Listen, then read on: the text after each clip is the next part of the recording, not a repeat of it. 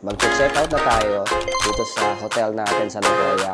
Papakita ko sa inyo yung main pagpunta na Osaka ng medyo nagtitipid. Bit-bit naman ang bag and camera. May definition dito sa kalawahan.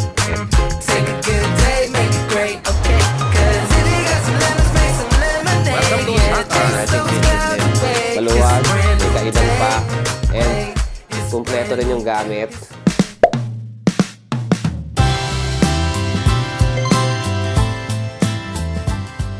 Hi guys, welcome back to our channel. It's me again, Bong, and here's the gang. Mag-check out na tayo dito sa hotel natin sa Nagoya. Hotel Livemax Premium Nagoya Marunouchi. Mahaba ng pangalan ng hotel guys, but it's super nice. Highly recommended. Panoorin nyo yung first vlog namin para dun sa hotel room tour natin. Ganda guys. So I booked this hotel sa Agoda. 5,000 a night lang yung for 4 packs. Ang ganda ng room and panalo yung location. Malapit lang dun sa train station. Siguro mga 500 meters away yung train station na pinakamalapit dito. Kaya super accessible. Anyway, this vlog, pupunta tayo ngayon sa Osaka. Papakita ko sa inyo yung way pagpunta ng Osaka ng medyo nagtitipid. Yung bus ticket na book ko sa website ng wheeler-travel.com. Ano siya? Highway bus and tour booking sa Japan. Yung mga malayuan na lipatan from Osaka to Tokyo. Yan, meron silang mga ganon. And yes, tayo, Nagoya, papunta sa Osaka. So mga 3 to 4 hours yata yung biyahe. Iba-iba rin yung presyo guys bawat araw. Etong nakuha ko is around 900 pesos guys. And medyo mura na siya kasi nakita ko sa Klook yung Shinkansen from Nagoya papuntang Osaka. Mga 2,300 pesos. So, medyo malaki, no? Abot ng mga almost 10,000 kung apat kami. Pero dito sa nakuha nating bus ticket papuntang Osaka is mga 4,000 lang yung mamasahe natin. So, nakatipid tayo ng more than 5,000. And wala naman kami masyadong hinahabol na oras. Medyo pagod din sa ginawa nating activity kanina. Kaya okay lang yon. At least makakapahinga tayo dun sa bus ng mga 4 hours. Tignan natin kung convenient or komportable yung magiging biyahe natin. Kung makapagpahinga talaga kami o isusumpa natin yung ginawa nating pagtitipid. Maglalakad na muna kami. Baka hindi ko kayo masama sa paglalakad kasi ang dami-daming dala. Look. Maglalakad na kami papuntang Nagoya Station. So, pag nag-book kayo ng ticket, guys, andun naman yung instruction kung saan kayo ipipick up. So, ang instruction sa atin ay, ang boarding place ay Nagoya Station, Taikodori Exit, Big Camera May. So, pupunta tayo doon. Anyway, guys, sige. See you later. Lalakad na tayo ngayon. Hindi ko pala nasabi sa inyo yung oras ng alis natin.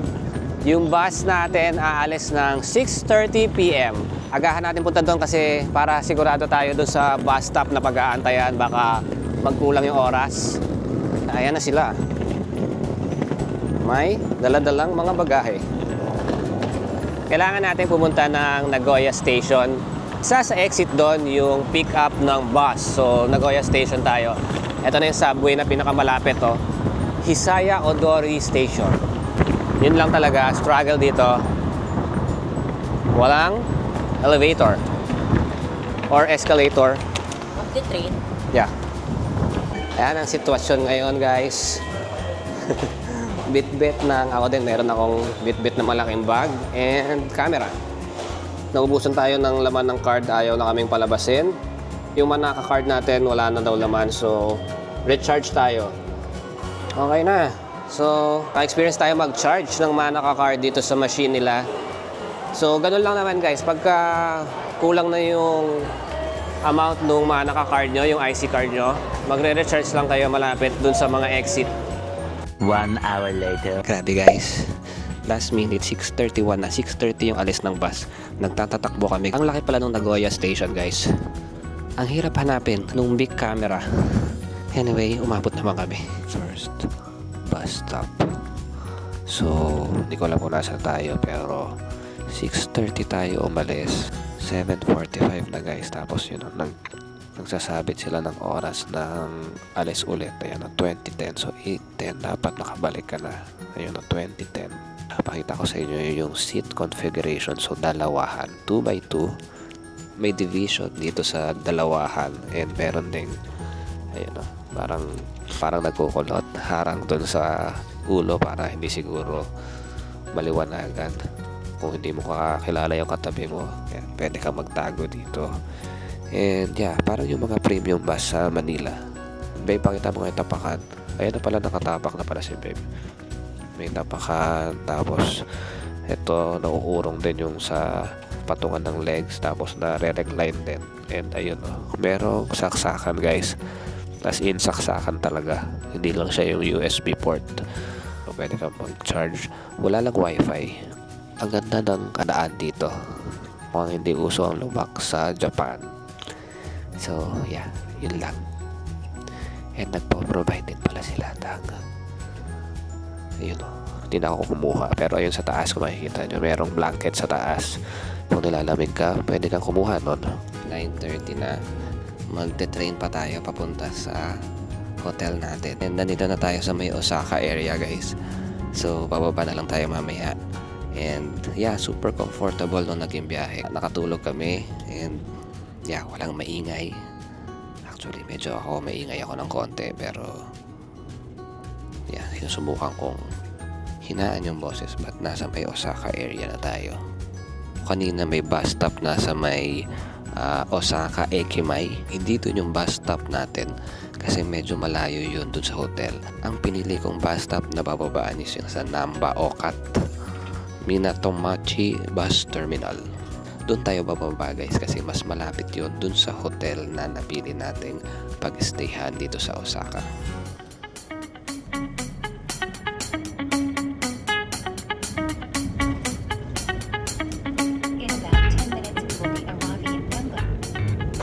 Ayan guys, pababa na tayo ng bus. Arigatou gozaimasu. Ayan, nakuha na natin yung bag natin. Nahanap namin yung way papunta dun sa JR Namba Station. JR Namba Station ba? Ayan. JR Namba Station. B1F. Nagtanong lang tayo guys. So sa 1 daw, Yamatoji line. Go! Buhat to the max na naman tayo guys.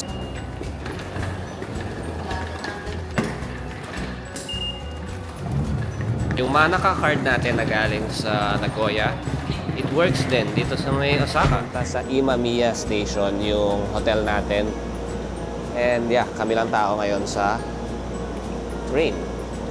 Tayo pa lang naman tao. So, kwentuhan muna tayo pala. Grabe yung nangyari sa amin dun sa bago sumakay ng bus. Muntik-muntik ka na kaming iwan. 6:31 na kami nakarating dun sa bus. 6:30 yung departure. So, hindi ko alam kung may grace period pa. Pero, ang alam ko dito sa Japan, on time sila umaalis. Tinakbo namin guys, 1 hour before mag 6:30. Nasa may Nagoya Station na kami. Ang problema, mahina yung GPS signal dun sa Nagoya Station and medyo hindi clear yung Google Maps. Pagka nakarating na kami dun sa lilikuan, kunyari, nagbabago yung instruction, parang nag-iiba na naman. Yung sakayan is sa may big camera. Dun sa Nagoya Station, dalawa yung big camera store. Yung isa mismo, yung nakadikit sa Nagoya Station. Isa naman, nasa tapat na road. Talagang nakahiwalay na building siya yung big camera. Kasi doon sa tapat ng big camera yung bus stop ng Wheeler Express bus. So wala siya talaga sa may terminal. Nandun siya sa may road mismo, sa highway. 6:30 na, nasa kabilang side pa kami.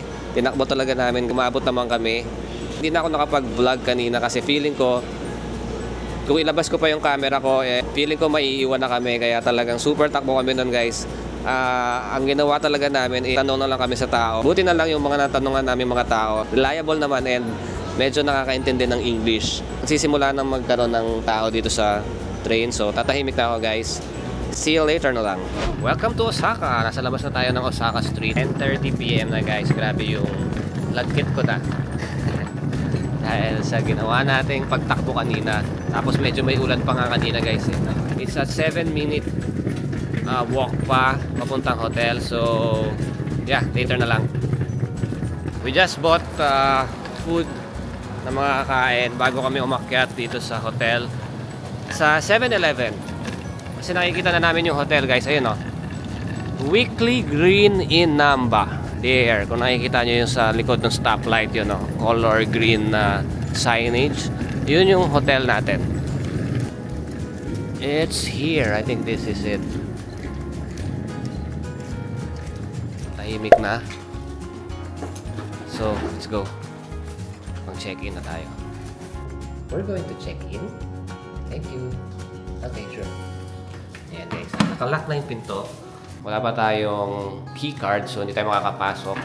But may instruction naman na, ayun nga call 402 daw pagka may problema sa pag-check-in. Pero meron namang telepono dito. Bababa siguro yung hotel attendant.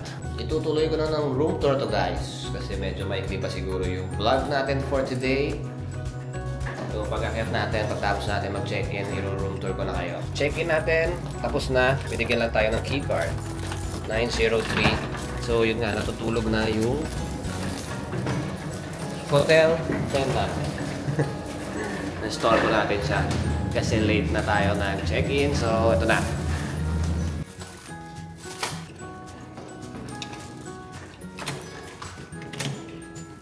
Here. I-room tour ko na kayo dito sa hotel room natin sa Osaka, sa Weekly Green in Namba. Pasok na pagpasok guys, dito sa right side, merong taguan ng shoes. Shoe cabinet. May provided na tsinelas dito.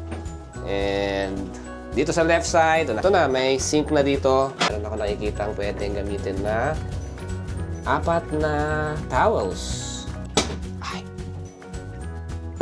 So, may provided din na cups, soap, may toiletries, yan, may shampoo, may toothbrush. So, ito na yung si Ethan, maniligo na. Bathtub, shower area. Yan, may hot and cold shower. May tabo. May basin. And dito sa left side, I think ito yung toilet. Upuan. And then, dipindot.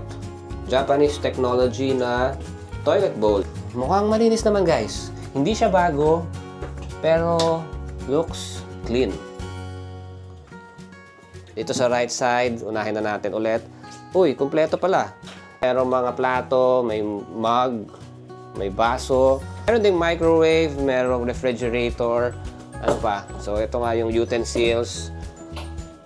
And, ayun, may oven pa. May electric kettle. Meron ding induction cooker. And merong kitchen sink. Wow, kumpleto pala to. And dito sa dining area, yan, meron ding dining area pang-apatan, which is nice. Tapos ito na yung mga single bed. Oh, single bed to na tigi-isa. 1, 2, 3, 4. Tapos nag-provide sila ng tigi-isang unan. Tingnan natin kung malambot. Yeah. Hindi masyado malambot, but this will do. Tinatawanan ako ng anak ko. And dito, balik tayo dito. Merong aircon. Medyo mahina yung buga. Pero kakarating lang naman namin. Tsaka hindi pa namin alam yung controls. Meron din yung TV sa gitna. TV stand. Kung ano-ano na lang sinasabi ko. May malaking ilaw sa taas. And dito merong cabinet. Na merong laman na comforter. I think that's it. So, dadagdagan ko na lang yung ibang clip. Siguro, pagka bukas, sisingit ko na lang dito kung meron ako makitang mga ibang notable comments dito sa hotel room na to, guys. Dito sa Weekly Green in Namba. So, nabook ko tong hotel na to, guys, sa Agoda pa rin. Kasi, pagka 4 packs yung hinahanap ko sa Klook, walang lumalabas na available. Pero sa Agoda, meron. Available din sa Klook to, guys. Siguro pag 2 packs lang kayo, merong lalabas na availability. Pero kami, nung 4 packs, walang lumalabas sa Klook, guys. So, sa Agoda ako nag-book. I booked this hotel room for 4,300 per night for 4 packs. Mura na yun dito, guys, sa Japan. Kasi I'm hearing na ang liliit ng hotel dito, tapos medyo mahal. Ito, 4 na beds na, and tignan nyo naman yung space, oh. Maluwag, may kainan pa, and kumpleto rin yung gamit. Hi guys, so isisingit ko tong clip na to dun sa hotel room tour natin dito sa may Osaka Weekly Green in Namba Hotel. Ang luwag niya and affordable. And ito, meron pang dining. Ayan, may lutuan. Merong microwave. Cons, malayo lang siya ng konti sa Dotonbori. Pagka nilakad mo, 20-minute walk yung Dotonbori, guys. Pero 1 train station away lang. Yung train station na pinakamalapit dito, siguro 300 meters away lang. Daikokochu Station, tapos 1 train stop lang. Ando ka na sa Dotonbori. Pero tahimik yung yung lugar. And marami rin convenience store. Mayroong malapit na Lawson, may 7-Eleven, and meron ding Family Mart. Kung sa Klook kayo magbubook, guys, pwede nyo gamitin yung Klook code natin, Bong Adventures Klook, para makakuha kayo ng additional discount. So kami, sa Agoda namin ito na-book, guys. Pero nakikita ko din siya sa Klook. Yun nga lang nga, walang lumalabas na vacant or available siya pag 4 packs. So kung kayo, guys, sa Klook, pwede nyo gamitin yung Klook code natin para masuportahan nyo rin kami and maka-discount din kayo. So, yeah, highly recommended, lalo na kung pamilya kayo and naghahanap kayo ng maluwag na room na affordable. So, yeah, Weekly Green in Namba, try nyo to, guys. So, balik tayo dun sa original vlog. Sulit na rin to, guys. And eto na, bumili kami ng pagkain kanina. Actually, bago kami pumunta dito sa Osaka, guys, nag-dinner muna kami. Early dinner sa Yoshinoya, sa Nagoya.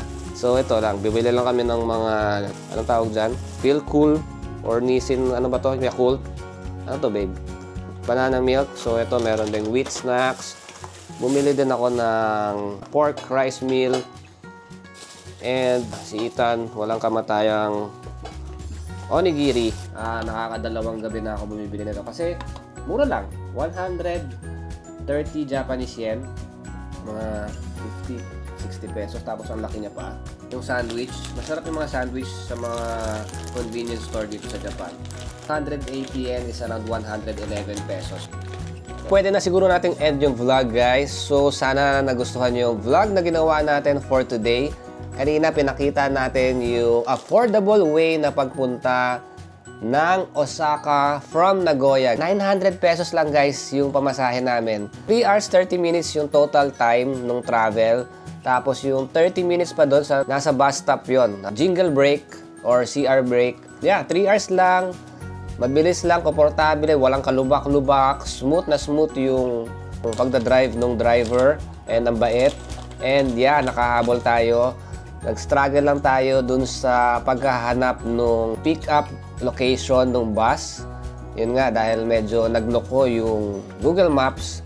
So, pag ganun na lang ang nangyari sa inyo, magtanong na lang kayo, tapos agahan nyo na lang din, guys, kasi medyo malaki yung Nagoya Station. Medyo nakakalito. First time lang din namin magpunta doon sa area na yon. Pero umabot naman tayo, guys. Tapos, nakarating na tayo dito sa hotel natin, dito sa Osaka. Hindi ko alam kung gaano pa kalayo tong hotel na to, doon sa mga pasyalan dito sa Dotonbori. So, figure out natin tomorrow, guys. Or sasabihin ko na lang din yung ibang clips. Sisingit ko doon sa hotel room tour dito para magkaroon kayo ng information kung gusto nyo i-book tong hotel na to. Looks nice. Mukhang hindi lang bago. Malinis naman, spacious, and kompleto yung amenities. So, end na natin itong vlog, guys. Super excited kami dito sa Osaka. So, galing tayo ng Nagoya. So, bukas mag-start na tayo ng Osaka adventure natin. So, maraming salamat sa pagsama sa amin dun sa Nagoya adventure natin. Napansin ko pala sa Nagoya, guys, medyo laid back. Konting tao, hindi masyadong maraming turistang Pilipino. Puro mga Japanese yung nakakasabay namin. Hindi talaga siya puntahan siguro ng mga Filipino tourist, no? Pero yeah, maganda rin yung Nagoya. We spent 2.5 days doon. So, super enjoy. Bisitahin nyo rin yung Nagoya, guys. And we're looking forward to explore Osaka. And na talaga natin itong vlog, guys. Maraming salamat sa pagsama sa amin. And see you on our next Osaka adventure. Bye, guys! Bye-bye muna kayo. Hindi ko na napapakita kasi nakahubad na itong mga to. Guys! Nasa Namba Station na tayo. And, yeah. Super daming tao. So, guys, order tayo na ito. Ito yung kay Ethan daw. Tarap. Ito si Babe. Sa Ghibli. Grabe yung tao dito, guys, oh. Ayan na, guys, yung Glycoside.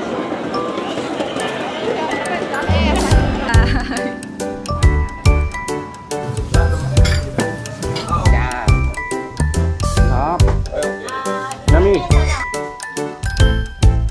Pack natin yung mga binili natin.